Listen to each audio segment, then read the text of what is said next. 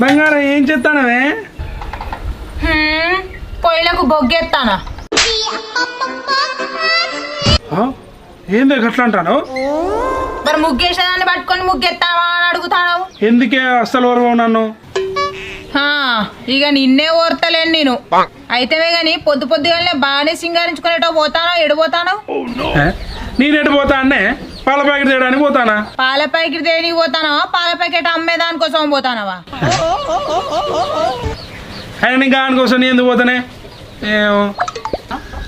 ఆగు. ఏం తాగేది? అరే ఏం చెప్తానవే?